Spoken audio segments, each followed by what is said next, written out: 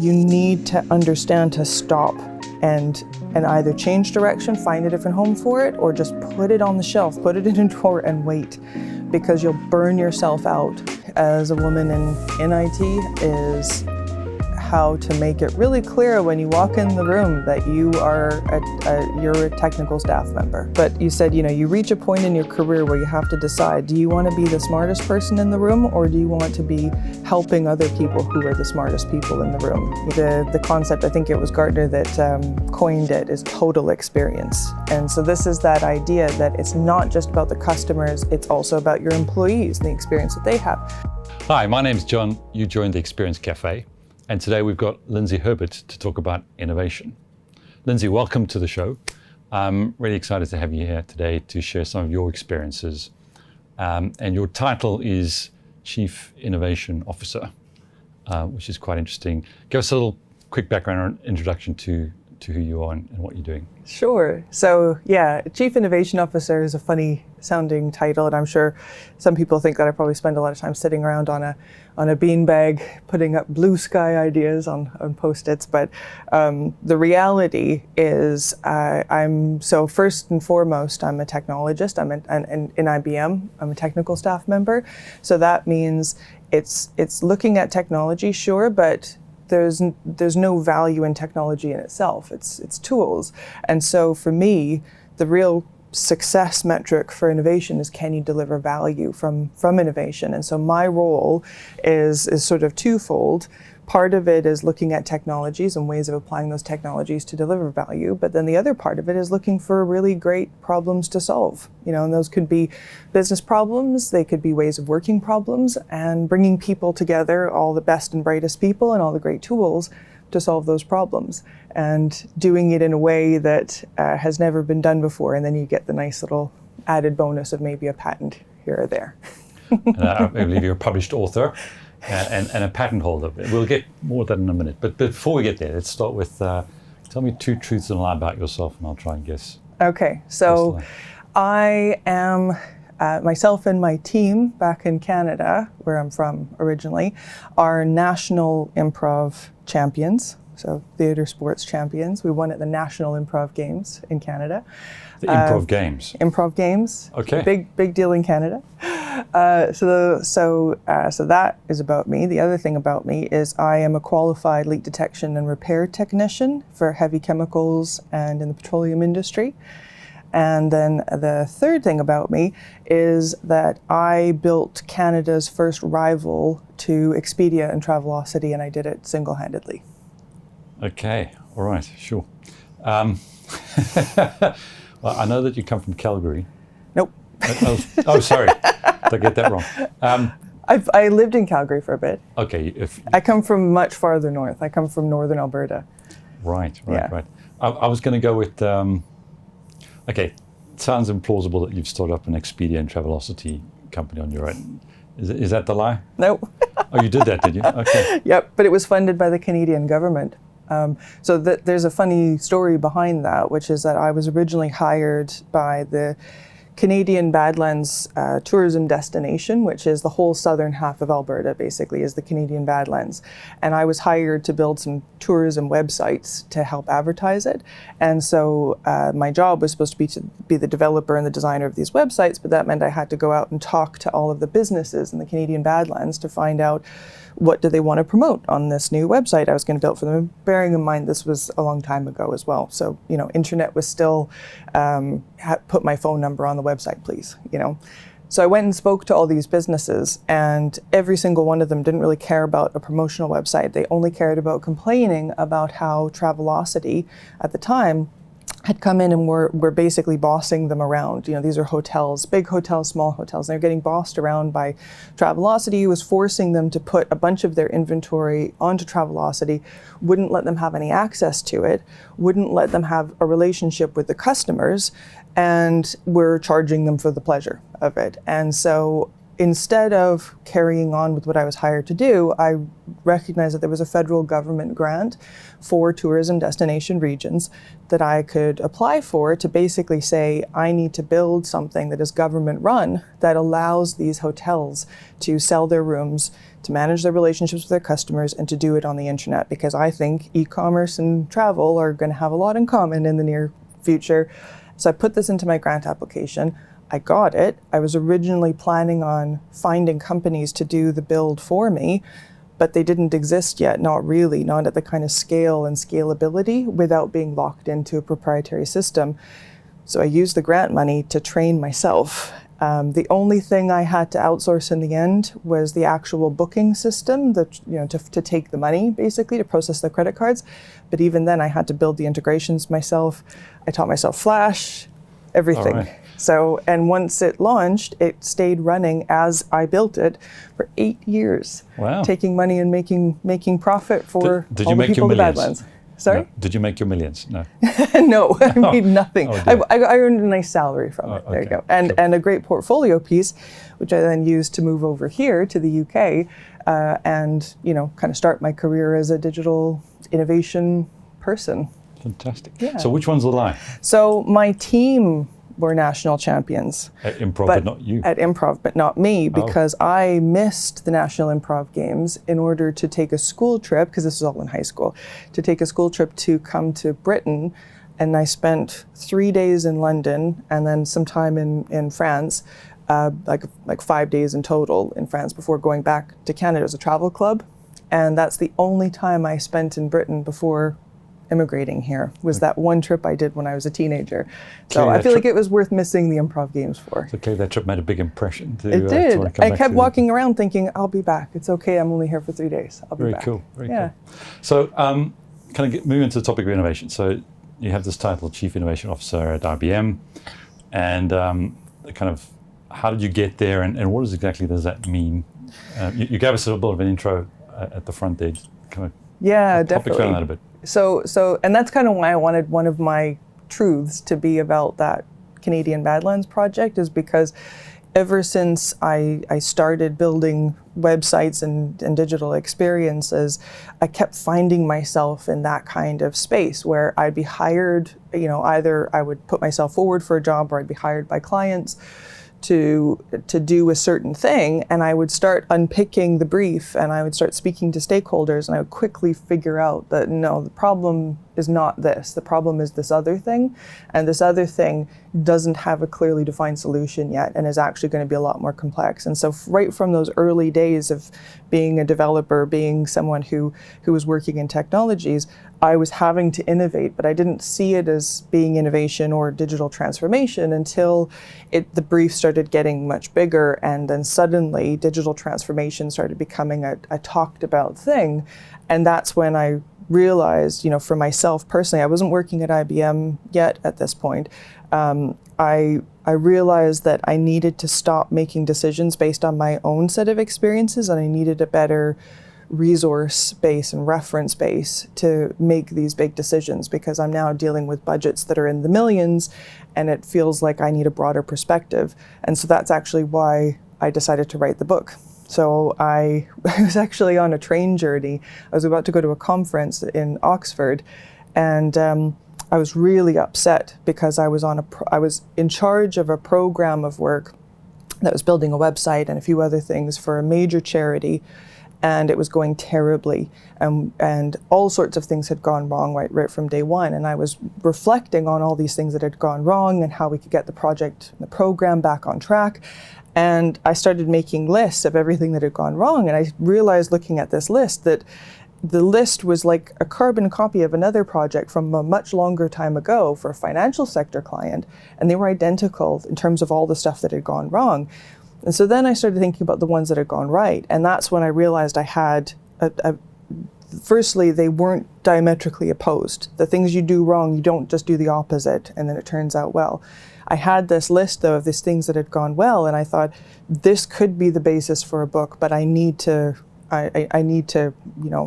research it more, check more. And I wasn't even thinking of a book at that point, actually. In truth, I was just thinking this could be like a white paper or something like that. But I need other people to inform it. how will I get people to talk to me? And then that's when I thought, I know, I'll write a book, as if you could just decide to write a book and it's as easy as that. And so when I got off the train in Oxford and I got into the conference, I started introducing myself to people as, hi, I'm Lindsay, and I'm writing a book about digital transformation, because I wanted to try to find people I could start interviewing straight away. And fast forward a lot of time and a lot of effort and learning about how publishing actually works, I got a book contract with Bloomsbury, and one of my first official interviews for the book was actually the keynote speaker at that Oxford conference that day. But so, all of that, all of the experience of going around and interviewing people and putting that all together into the framework that ended up then being in the book, that has led me into doing similar things within IBM. Having the ability to see and help others see the bigger problem that sits within the troubled project that they're in, the difficult brief that they've been faced with, and recognizing that the solution is actually bringing people together, bringing different ideas together. And then I've just been really lucky in that the things that I've done, and including my own inventions within IBM, has led me on a path to be able to take this role, as innovation officer. Okay, so quite a long journey to get to this point. Yeah. Quick, if you have to summarize it in terms of the key things that you've learned in terms of your own experience and your research for your book, in terms of what works and what doesn't for innovation, you referenced there, you've seen commonalities. How would you summarize it for people? I would say that there are a lot of great ideas that don't have a home, and that you need to find the right home for that idea. If you've got that great idea and you're trying to grow it in a company or with investors or anything like that, where it's the wrong fit, it's not what they care about, it's not the right time or the right space, you need to understand to stop and either change direction, find a different home for it, or just put it on the shelf, put it in a drawer and wait, because you'll burn yourself out and you'll waste all of your time and resource and connections trying to make that work. So that I'd say is the number one thing. So if you're starting from the perspective of I have a great idea, that's the number one rule. If you're starting from the perspective of I have a problem that I need to solve, then the worst thing you can do, and it's a classic answer, is you start with the technology. You start by trying to fix the thing that's broken about the technology you're already using, instead of being able to take that bigger step back, understand the true nature of the problem, and then looking at smaller ways that you can start to affect change on the problem before you go about replacing the whole ERP system or whatever you might think is the root cause. The technology is never the root cause of the problem. Yeah, and that seems to be a common theme from with folks we've been talking to, where obviously a lot of times it's about change and alignment, understanding the problem statement as opposed to the technology. Yeah, exactly. And how people are motivated in a company too, because, how do people earn, how do people get budgets awarded to them? How do they get measured in the performance of their jobs? All of these things you need to look at when you're understanding the root cause of the problem, because you might have them, you could replace that old system with a new system, but if you don't address all of those other things, those people are just going to naturally move that system back to the position that the old one was in, because all of the forces acting on them are driving them to do that. Yeah. Quick change. All my guests are asked the same 10 questions to get a bit more insight into who they are and how they operate. I'll ask you quick fire round AOB type answers, right? So morning or evening? Evening. Diet or exercise? Neither. You and Chris Hay. Email or chat? Email. Yes or perhaps? Yes. Consumer Electronics Show or Wimbledon? Neither. I hate crowds. Okay. Disruption or transformation? Transformation. Cloud or GDPR? Cloud. Video or phone call? Video. Consult or direct? Direct. Speed or accuracy? I wish I could say accuracy. Speed. I was about to say, yeah. Fantastic. Some interesting answers there, which slightly different from what I was expecting. But just on that point then, so Lindsay, you're obviously one of our eminent person in innovation, but also a woman in IT. And I'm just curious in terms of how's that been for you and what do you see And what advice would you have for your fellow I think folks? that one of the key things you learn really early on as a woman in IT is how to make it really clear when you walk in the room that you are you're a technical staff member, that you are in tech, and this is something that people who identify as men don't have to deal with. When they walk in the room, it's not assumed that you're the designer. It's not assumed that you're the project manager.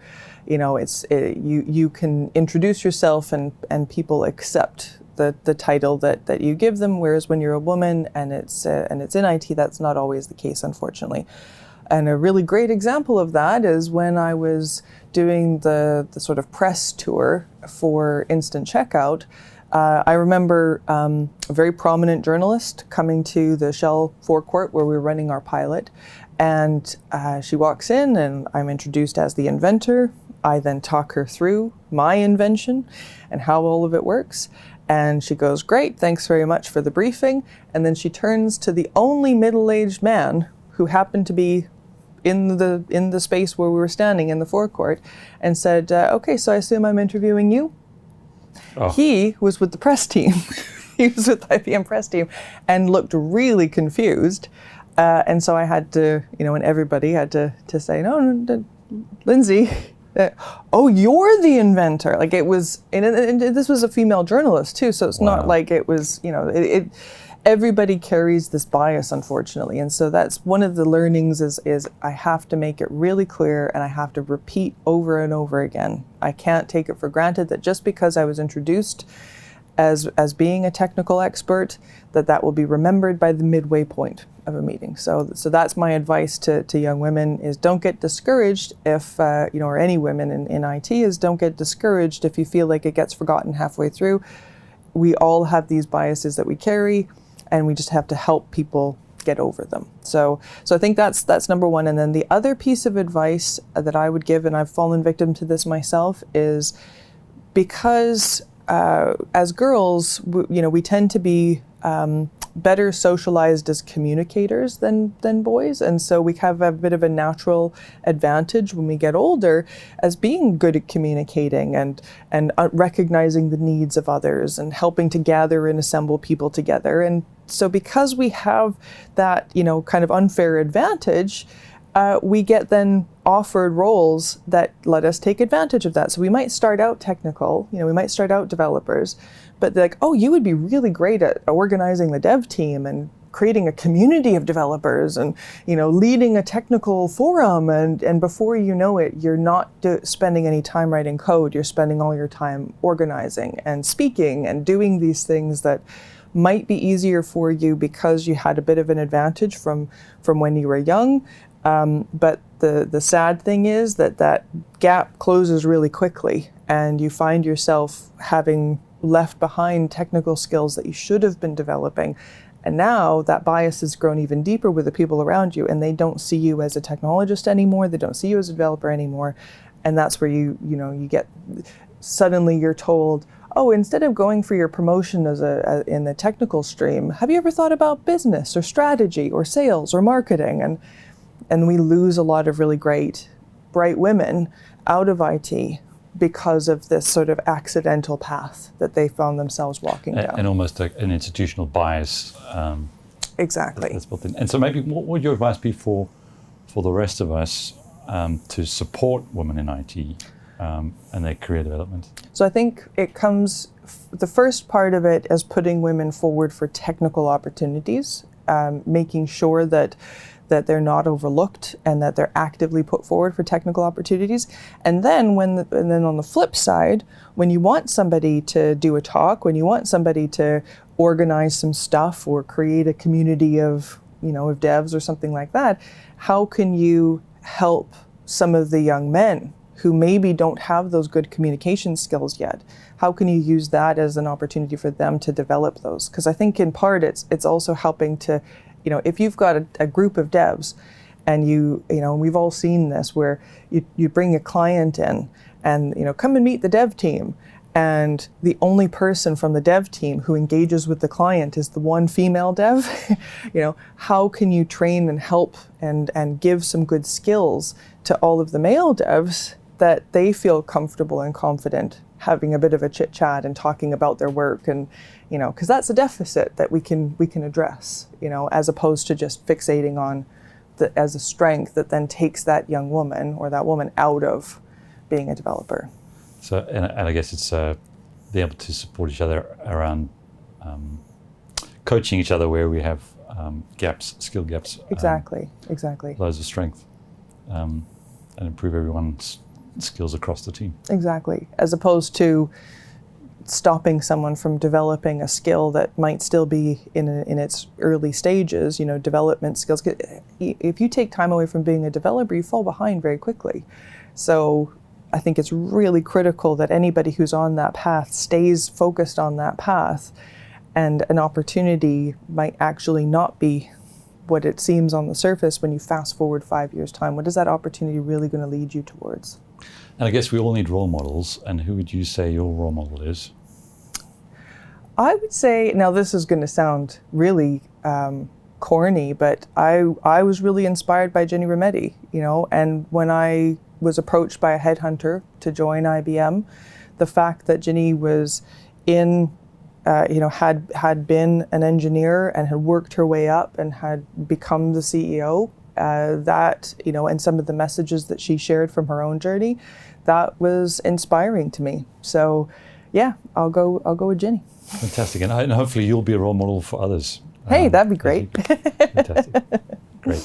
Maybe switching kind of direction a little bit. So you've been working a lot with clients around innovation. What are some of the trends that you're seeing now with clients around things like customer experience seems to be a big topic when CEOs get surveyed. It was one of the... So the thing I get most excited about, and then I'm hearing a lot about now when I speak to clients and in the projects that we're starting now, is the concept, I think it was Gartner that coined it, is total experience. And so this is that idea that it's not just about the customers, it's also about your employees and the experience that they have.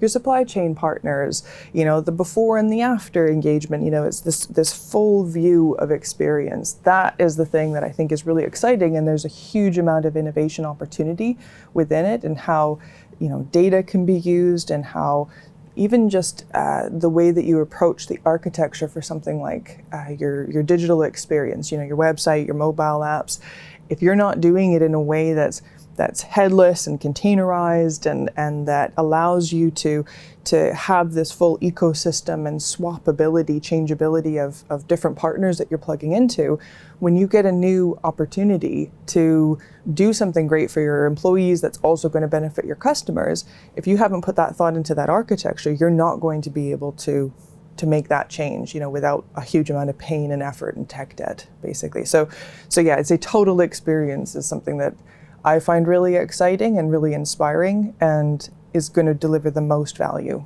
for customers, for businesses alike. And in delivering that total experience, is the technology there? Or do you think there's still gaps? The technology is there, it's the adoption of it is the problem. And, so I mentioned headless, for example, where, this idea where you can have an abstracted experience layer, a separate orchestration layer, you've got your microservices layer, being able to split all of that out and containerize all of that so that you do have that flexibility and changeability. That has been around for a very long time, but how clients, how businesses are adopting it, they're very slow to adopt it because it's a huge step change for some. It's a big change in thinking and how they approach it. And one of the things that I've been involved in, I've been lucky enough to be involved in within IBM, is the IBM Experience Orchestrator. And it's trying to make that move to that headless architecture and this containerized kind of reference architecture, make it easier by being able to just take bits and pieces that we've pre-built and be able to use that for new use cases. So you're not trying to change your legacy stuff, but for the new stuff, why don't you try a little bit, dabbling in it using what we've got here, all open source, all available to experiment with, but in a way that can still be production standard, So Yeah, the technology is there, but it can sometimes take big companies, especially, a long time to get out of their old ways of working and their old ways of thinking about technology. And I guess from an innovation context, it's how do you create new concepts, ideas, leveraging this great technology, and then how do you scale it to then drive transformation of that business? Absolutely. And so, ability to prototype stuff. Can you really quickly, with just one developer on your business team, create a new experience and get it in front of some customers and get some real results? How fast are you able to do that as a business? Most businesses, that takes months and far more than just one developer. So if you can start to change the way that you're using the technology so that you're better enabling those teams. One of the technologies that I'm a huge fan of, and it's not an IBM technology, so this isn't a sales pitch, but it's GraphQL. So that's a human readable query language that you can use to chop and change and to pick different sources of systems of record, of third-party APIs, and surface them up into a team who can be using that schema, that the list of available services, picking and choosing what they want to do to create new experiences from. That's the kind of core of the IBM Experience Orchestrator is GraphQL, and it's for that reason. But again, it's not something that we came up with. We're just using it because it enables that rapid prototyping, that ability to get stuff in front of customers and start getting some real learning and insight straight away. And how do you get that? How do you take from being sandbox testing at MVP to something that can scale? So the building blocks are really important, and making sure that you have put things like automated testing in place right from day one, and you're thinking about how you're going to be doing testing, how you're thinking about availability and resiliency. So and this is the other thing that we've been able to do with the Experience Orchestrator, is think about the DevOps side of it as well. Because this is a big mistake a lot of organizations make. And regardless of if you use the Experience Orchestrator or however you want to do it, don't be thinking about your prototypes and your POCs as throwaways. Be thinking about how do you build a good DevOps infrastructure, and the right kind of DevOps engineering from day one, so that when a team wants to spin up a POC or prototype or something like that, it is possible to start scaling it. It's possible that as more and more users are using it, you're not thinking about when do we shut it down and build the real thing. That's critically important, and a big lesson learned, I think, over the last 5 years in particular, because everyone's embraced this concept of design thinking and learn fast and fail fast and all that kind of stuff. Having the right infrastructure in place to enable that, so that you're not just tearing it up and starting from scratch every time, that is what's going to separate the winners and the losers as we go into the next 5 years. And so maybe that's a good segue to, so we talked about trying stuff out, seeing if it succeed or fail fast, right? So that you can take the next Learn fast. Sorry, learn fast. Yeah, it is fail fast, but I don't like to say fail fast. I like to say learn. And one of the things is we all learn from our failures. So what's kind of been one of the failures from your experience that you've learned the most from? So my biggest failure is also my biggest success. And that's because it was 18 months of my life. So there was a lot of time in there. So you can have some failures and some successes mixed in. But it's my claim to fame in IBM. It's the IBM Instant Checkout. So this was my own invention. It's why I have 2 patents to my name. So that from there come... And what patents are there?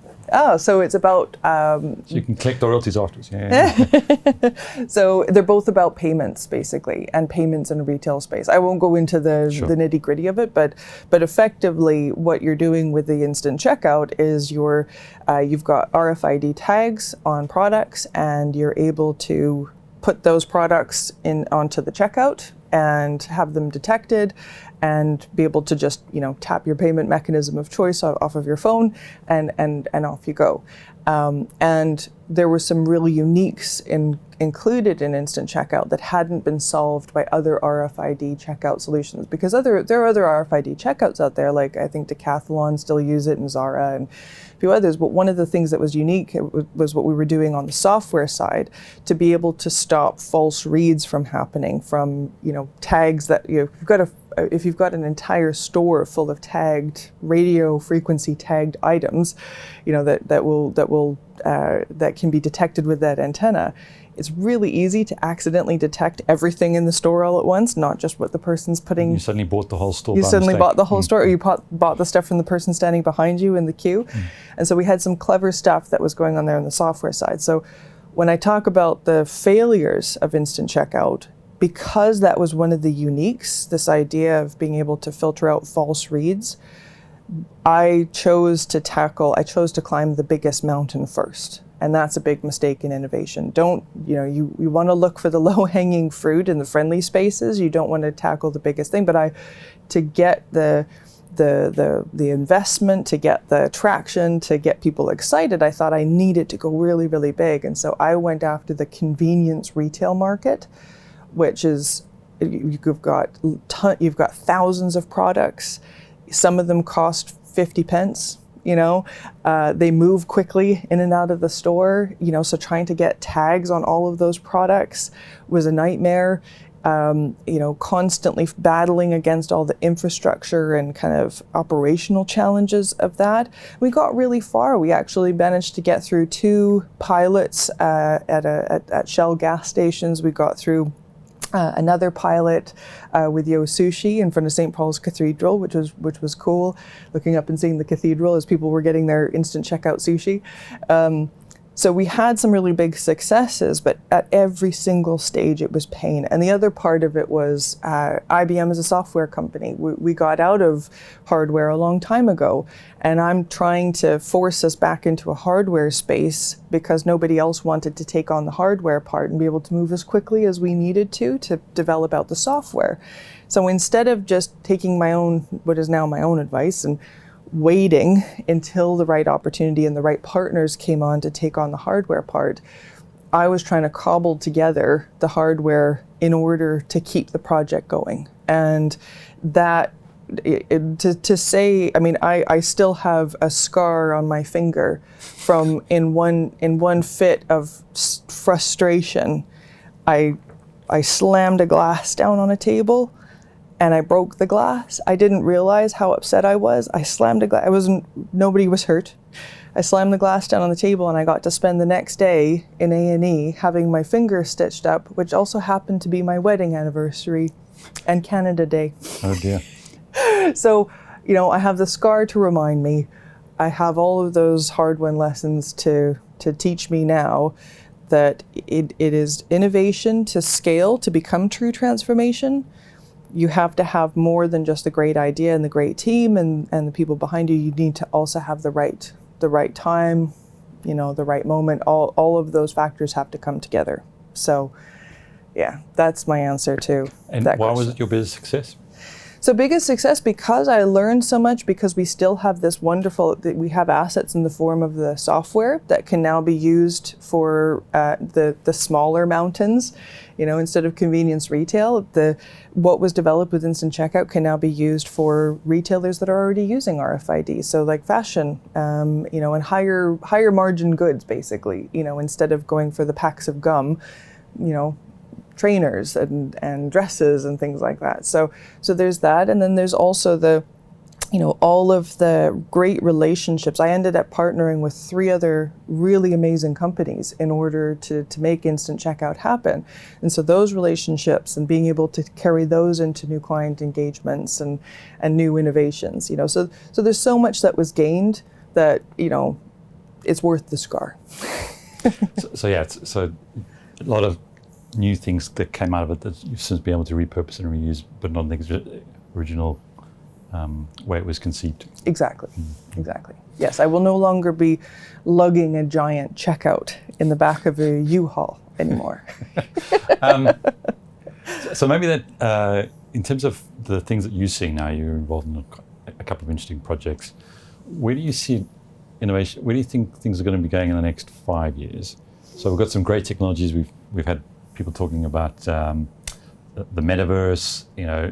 We've got digital currencies, all sorts of things going on. where do you see things going in the next 5 years? Well, I would love the metaverse to solve the accessibility issues that it's got currently, and so I think we need to rely on our peers in the consumer electronics space to solve some of those problems before the metaverse can really take off. And I would hope that in the next 5 years that would happen. So what I mean by that is a lot of us can't wear a headset on our heads because it'll give us a migraine. It's too uncomfortable, or it just feels too awkward or claustrophobic. And so if we can get the hardware to a point where it's not so intrusive on our physical bodies, then we might be more inclined to participate in those virtual spaces. I think metaverse for sure, but that issue of accessibility is a big one. Self-driving cars. You and I both have a Tesla. I would love for self-driving cars to have a major leap. And I think one of the things that's going to help self-driving cars have a major leap, and a lot of other industries do a big leap, is this concept of simulated data, right? Because there's been for a long time, we've been held back by the fact that if you want to train AI, you have to have huge amounts of data to do the training. Well, big leaps, and I know within IBM we're working on something really cool with simulated data that is going to enable that big leap, because then you're not relying, Tesla isn't going to have to rely on people out on the road driving for thousands of hours and trying to capture all those edge cases to teach the self-driving capabilities of the AI. Instead, simulated data and digital twins will be able to do that. And so, or we'll be able to advance to the point where you can reduce the actual real data that has to be accumulated for training purposes. And so for that reason, if we can hurry it up, what we're doing within IBM, and we can hurry up what others are doing as well, then self-driving, I think, could make big leaps. I know for myself, when I try to do full self-driving mode on my car, it doesn't take much to get it confused. A bit of road works is all it takes for it to think that the speed limit is suddenly dropped to 10 miles an hour. That, I think, will be very quickly changed, especially in this area of simulated data. So those are two. I don't know if you wanted more.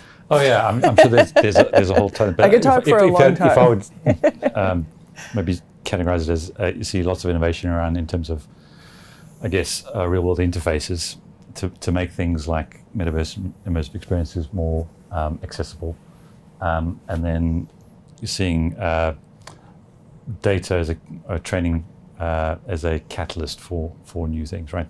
Yes, absolutely. As a training for AI that's going to then transform things like self-driving and all sorts of other use cases, I'm sure. All kinds of stuff. Anything where you've got lots of complex variables, and I think every major business operates in a world of complex variables because you've got supply chain, you've got weather, you've got consumer behavior. There really isn't an industry that wouldn't be impacted and wouldn't have a major leap in innovation and transformation if they could solve this problem of you need tons of great quality data to be able to train these AI models, and that's what simulated data is. It aims to do, or at least to fill those gaps in a meaningful way. Great. Yeah. So Lindsay, in 5 years' time, where are you going to be, and what will you have achieved?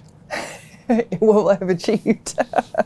Well, I think if I can avoid any more scars, if I can instead, what I would really love to be able to say is, I think this is another learning I've had in my career is, and a piece of advice that you actually gave to me a long time ago. I don't know if you remember this, but you said, you reach a point in your career where you have to decide, do you want to be the smartest person in the room, or do you want to be helping other people who are the smartest people in the room, and you have to cross that line. And so I would like to say that in 5 years' time, I'm not trying to be the smartest person in the room, but I'm surrounded by people who are so brilliant that we can do amazing things. That's what I want to do. Fantastic. Do you remember giving me that advice? I do remember saying something to that effect. Yes. Excellent. Excellent. Great. Thanks, Lindsay. It's been great having you, and we look forward to having you again sometime soon.